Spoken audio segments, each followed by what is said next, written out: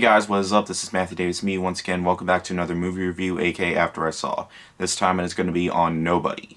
Nobody stars Bob Odenkirk as a father who's been living somewhat of a normal life until his family gets robbed, and at first he starts dealing with the crime in a non-violent way, though his family ends up being disappointed in him.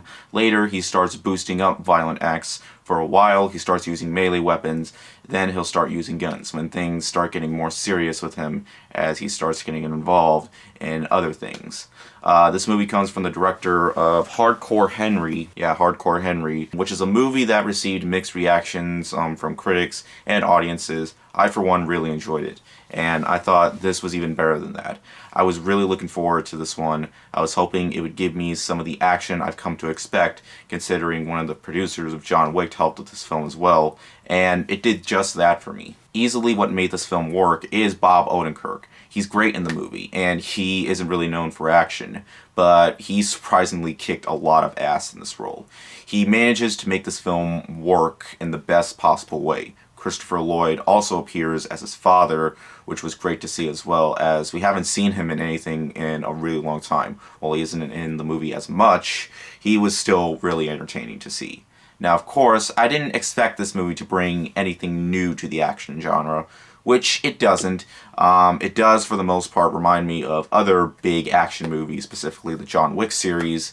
Also a little bit of Taken, though in a more brutal way, as this movie manages to be very violent and very bloody, especially towards the final act, obviously. But though Bob Odenkirk's character does take a lot more damage in the film than John Wick does, he's not really a perfect man, a perfect guy, a perfect, I don't know, violent action character as John Wick is, as he takes a lot of damage, as he's more of a nobody, because that's what it's called, nobody.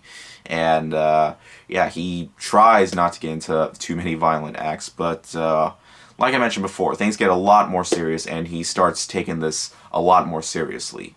Though not quite as much action, there is still just enough to keep viewers entertained. The last act, I thought, was easily the best part in terms of the action sequences. It kind of felt like an R-rated version of Home Alone, as Bob kind of sets up like these traps. It kind of feels like, you know, death traps and stuff. If I go into it, it's going to get into spoiler territory, which I'm not going to get into. The movie does have a villain, however, who I felt was the weakest aspect of the movie, as he's pretty much going after the guy because he killed his brother, and nothing really adds up to his character.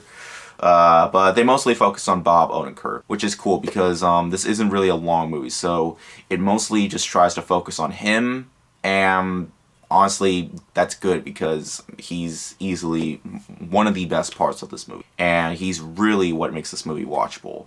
And I never expected an interesting villain either. What I expected was an action-heavy R-rated thriller with a badass lead role with some added humor, and it does have a bit of humor as well. It never manages to get too serious.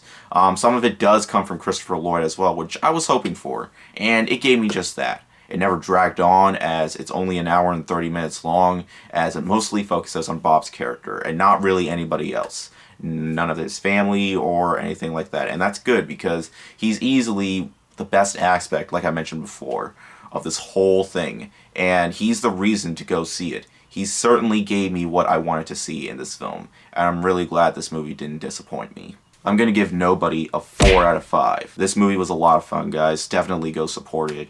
I really hope we get to see more of Bob Odenkirk as an action star, as he's more for other roles. I actually never really heard much about him, but after watching this movie, I do want to see other stuff that he's done before. So, yeah. But anyways, thank you guys so much for watching, and I'll see you guys later. Word out.